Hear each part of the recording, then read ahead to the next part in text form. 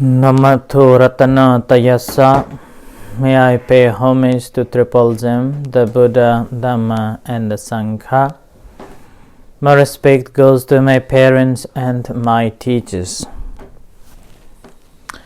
Hello, good evening, everyone.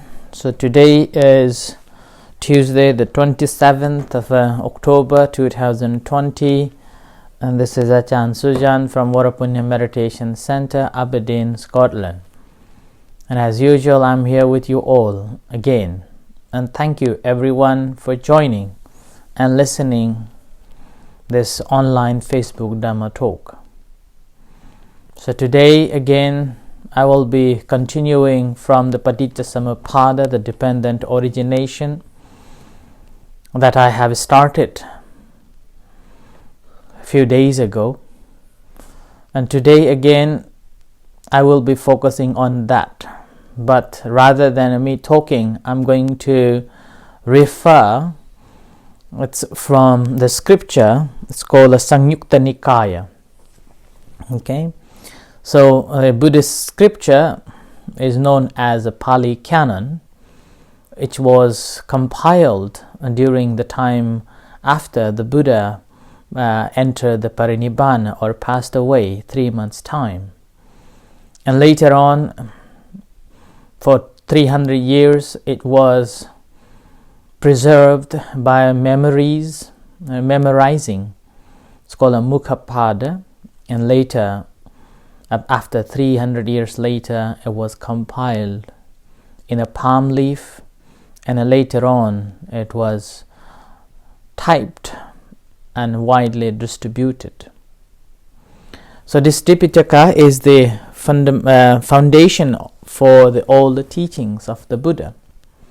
And the Tipitaka or Pali Canon is divided into three baskets.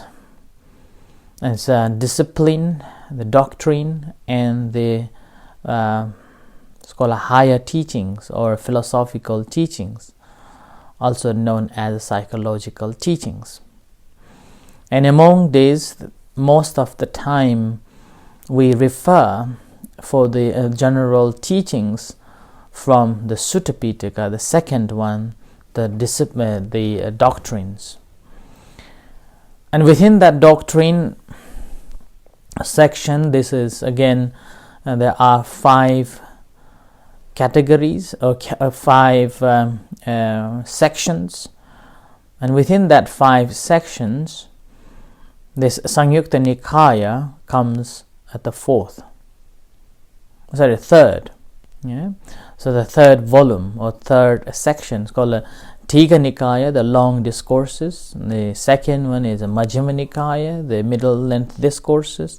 And the Samyutta Nikaya is what's called a connected discourses. Connected discourses. And then the fourth one is Anguttara Nikaya, the numerical, and then the fifth is called Khuddaka Nikaya, the collection of small books. So there are around 17 small books available. So within this today, I am referring to the third section, the Samyutta Nikaya, the connected verses. From there, there is one particular section is known as the Nidāna Samyutta.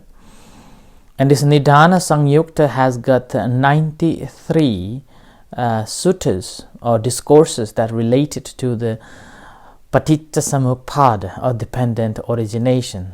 So now you can see that how deep or how vast or how difficult to understand this Paticcasamuppada is, or dependent origination is. Sometimes it is known as a Hetuvada, means the cause. Other time it is known as the Samudaya, again is the cause. Yeah, the Hetu is basically the cause, and a Samudaya is the origin, and other time it is known as the Paccaya, condition. Yeah. So in this Nidāna Samyutta, Nidāna itself means cause. And I think I have mentioned yesterday about that paticca samuppada is a concept of a causality, but it's different than the Western philosophy of a causality. And in this connected discourses, this Nidāna Samyutta starts off with this the sutta called Connected Discourses on Causation. And this is again says, it's a thus have I heard. And thus have I heard defines the Ananda heard these teachings from the Buddha. And on one occasion, the Blessed One was dwelling at Savatthi Jeta's grove. So Savatthi is the city, and the temple's name was the Jeta's grove or Jetavana. And Anathapindika's park. So Anathapindika was the millionaire. He donated a piece of land and converted that piece of land into the monastery where the Buddha stayed most of the time, and that is known as the Jetavana. There the Blessed One addressed the bhikkhus, and at that time so the Buddha addressed to the bhikkhus and saying, "Bhikkhus, venerable sir," those bhikkhus replied, the Blessed One saith thus, "Bhikkhus, I will teach you dependent origination." This is again, rather than we are going around to find what's the meaning of dependent origination, here we're going to get the clear picture of it. And here it says, with ignorance as a condition. Yeah? So ignorance. Now here he's giving the 12 factors or spokes of the dependent origination. That I mentioned yesterday in a brief. And here again in this sutta, this discourse, Buddha is simply saying that together again. With ignorance as condition, a volitional formation comes to be. With volitional formation as condition, consciousness, with consciousness is condition, nama and rupa comes to be. With a nama and a rupa as a condition, the six sense basis. With the six sense basis as condition, contact. With the contact as condition, feelings. With the feelings as condition, craving. With the craving as condition, clinging.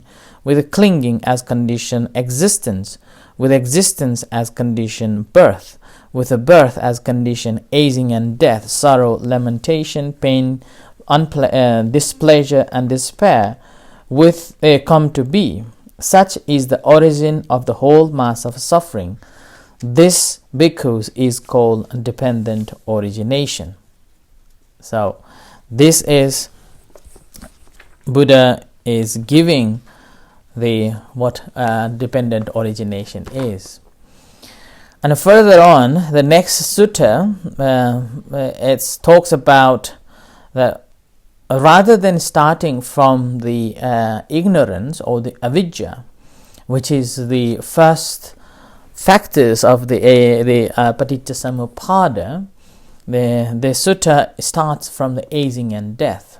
Now here, I just would like to tell you that the avidya or the ignorance, although it starts at the first, it can be a root cause of the past that we are coming to be, or that doesn't mean that once its job done is done, but also even today in this life, not knowing what should be, or particularly not knowing that the world we are living is full of suffering, and all the sufferings has got its cause, and this suffering can be ended. There is a way. So one who doesn't know that reality, what happens is that that person will be reacting and creating furthermore. It's called a volitional action. And actively performing actions will define the current to the consciousness, which will later becomes a new existence. And again, because of ignorance, we perform so many things, whether that is positive or a negative, or wholesome or unwholesome actions. And because of that wholesome or unwholesome actions, then the consciousness takes, as a stream of a consciousness, takes us into the next life. And here again, consciousness alone is not good enough to take reborn in somewhere else. It has to have so many other factors. It's like the famously used simile is the seed of an apple tree. A seed alone is not good enough. A seed, if you are planting somewhere, you have to have a soil, you have to have a water, and again a conducive environment. Only then that seed can sprout. Similarly, consciousness can be seed, but it needs the nurturing factors, and which again will come together along with the consciousness, and that's how one will be reborning in new existence. So because of that, in every condition that we are living in, even though in this doctrine the ignorance begins at the first, but it is not the main root cause of it. It is just the factor that because of not knowing things what should be known, or ignorance of that, always we react to things, whether it is pleasant or wholesome or unwholesome ways. And that's how we continue in this cycle of a birth and a death. And my understanding is that we don't have to think of the cycle of a birth and a death according to the teachings of this Paticca Samuppada. In everyday life, we can take it and we can use it in everyday life too. And again, I have been telling again and again the similar stories that when we become unhappy, there is a cause for that unhappiness. And that cause for unhappiness, again, when we refer back or just recollect back or reviewing the cause of it, then we see that there is a feeling arises. And that feeling, where the feeling comes from. And that feeling comes from because the contact. And what is the contact? How the contact began. And that contact simply began because of the six senses. The eye sees or ear hears. And that are the main root cause that we come to contact with the outside world. And with that, if we goes back again, that because of these six senses, and where the six senses come from, then we come to the body and the mind, and where the body and the mind comes from. So that goes on to the whole system, and that's how we become so disappointed. We are unhappy, and these we can end it if we have got the right understanding of these disappointments and unhappiness, and this is again not just unhappiness, it's also happiness too. That's also similar linked as well. So that's why the avidya or the ignorance, although here is the first cause, but it's not the first one, but it's so relevant in our day-to-day life to recognize it, and that's how we can see the further details of it and how that affects to our life. Okay? So in this sutta, again, further Buddha, rather than starting from the avidya or the ignorance, which is very difficult to grasp, so he started from aging and death. It says that, and what bhikkhus is aging and death? The aging of the various beings in the various order of beings, their growing old, brokenness of teeth, greyness of hair, wrinkle of skins, and decline of a vitality, degeneration of the faculties. This is called aging. And now this is, again, I don't have to explain what does it mean. Yeah? We have all seen the wrinkles, we have seen how we are getting old and how our eyes are getting weak, ears are getting deaf, wrinkles are all around, and again a gray hair. I think a few weeks ago when I was looking at the mirror, I saw one gray hair here, and then now somewhere here I got the two gray hairs. So that is again, and then again, decline of a vitality and degeneration of the faculties. So degeneration of a faculties here basically talking about our the five faculties, five aggregates, just degenerating, and that is called aging. We cannot deny. You just have to look at in your mirror and see how different you have become compared to, let's say, 5 years ago. We don't want to get old, but you can't prevent getting old. It's a nature. We don't like it, but we can't avoid it. Okay? And the passing away of the various beings from the various orders of beings, their perishing, breakup, disappearance, mortality, death, completion of time, the breakup of the five aggregates, the lying down of the carcass, this is called death. Thus, this aging and this death are together called aging and death. Basically, our body doesn't function, and then the time has come, or we have used this body in its fullest, then death comes. And I think I have mentioned in the past that doesn't matter how long do we want to remain or alive. End of the day, this body itself naturally decline to remain, because it has done its fullest job. And this story, I think I told that about a year ago or 2 years ago. One of the ladies who was about to arrive 100 years, she was perfectly fine, able to talk, able to eat, but somehow her body completely declined to receive any nutrition, and that's how she finally end her life. So that is what the destruction of the five aggregates, or not a recipient of this any nutrition by this body, and it's a time to go. And this is called death, and whether we like it or not, it is the truth that we have to go.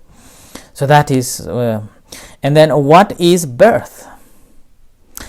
The birth is the various beings into the various order of beings. Their beings born descend into the womb, production and the manifestation of the aggregates, the abstaining of the sense basis. This is called birth. So here again saying that there are various order of beings, and here various order of beings means two-legged, four-legged, and many-leggeds, and even furthermore no-leggeds. And these different types of beings, and normally we call it the five aggregate beings, or two aggregates, or four aggregates, and like that. Further on we'll go on different varieties of the beings that born, and manifestation of the aggregates causes their birth. And here again, in terms of the birth, I think it will come later on about the existence and the consciousness as well. The birth, according to the Buddha's doctrine, there are four different ways of getting birth. The one, going into the mother's womb, and the second, spleen, and the third is simultaneously arising, and the fourth, born in the eggs. We are we are getting birth through the womb, the mother's womb. And in terms of the simultaneously arising, is known as abhasara, not abhasara, no, I forgot the term. Anyway, so it's Upapadika, Upapadika arising. So it's simultaneously arising. That basically, I think I have mentioned a couple of times as well, that it's like a waking up from the sleep. You're sleeping here and you simply woke up in the celestial beings or in other animals, animal realms. And again, sometimes people don't like Buddhism in a sense that you are reborn in animals. I have seen so many questions and so many times people ask, is it true that the Buddha taught that humans can reborn as animals? And then when I reply, possibility is there, and actually it's a high probability, because we are so much indulged in the sensual pleasure and so much hatred we harbor almost every day. And with this, we're living in a delusional life, and with this, so easy to be reborn in an animal world. And they say, oh, then that is not religion for me. It's not good for me. My religion doesn't teach me to go to the animal realm. It only teaches me how to get to the heavens, like that. But again, this is one of the teachings that we have to understand. Okay, and again, Buddha, as I said yesterday, that this dependent origination was not invented by the Buddha, but he simply discovered the natural truth. And he even said, whether one becomes a Buddhist or not, if one realized it, he is known as the noble one, noble being. So this is the birth, about the birth that we come into the being. And again, birth, it depends on the different, it has so many other factors when we reborn. The factor, the father and a mother, and a factor of a mother, and then while mother is having a baby in their wombs, and their karma, their condition, and a baby's karma and baby's condition is also a lot of playing a lot of significantly influencing their karma and their environment too.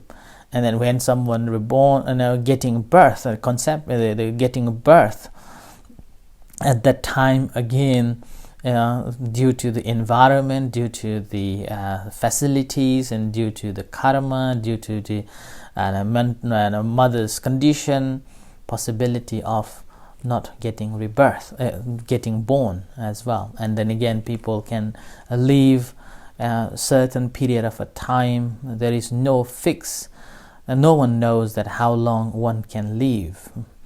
But we all know that the death is just at the corner waiting for us. So these are some of the things that getting birth is also not easy according to the Buddha's philosophy, or Buddhist philosophy. And again, reborn as a human being is so rare and so difficult to reborn. And there is a saying, there is a simile given by the Buddha that it's like a piece of wood thrown in a vast ocean which has got one hole, and a blind tortoise coming up from the bottom of the ocean once in 100 years. And after this, occasionally or somehow, is there any possibility of reborn, that the tortoise head will go into this small piece of wood hole, and that much difficult to be reborn as a human being? So that is the simile given by the Buddha. So that's why being born as a human is so rare, so difficult. So we have to use this skillfully and not destroying it. And as I said, in the past, that being born as a human beings is to perfect our perfections so that we can be liberated in a future life. If we can perfect our perfections completely in this life, then we will be super happy, achieving this ultimate happiness of a Nibbana in this life. If not, at least we can attain so-called the first level of a noblehood, which will help us to be free within the 7 lives. And these are again difficult concepts to absorb and believe in, but these are some of the doctrines that need to study and get some form of a confidence as you go along with the studies. But anyway, today I have to end here with just ending with the birth, and the following days I will be going through these other factors of the Paticcasamuppada, dependent origination, just to give you insight on these and see how far we'll go. We will not be covering all the 93 suttas here, but we'll try to cover as much as we can so that we have a good understanding of this dependent co-arising teachings. So with this, I end here for tonight's reflection on the Paticcasamuppada. So thank you everyone for listening, and may you all be well and happy, and may you all take care, and may the Buddha Dhamma Sangha bless you. Thank you. In a few moments time we are going to have a chanting and guided meditation. You are most welcome to join with us. Sadhu.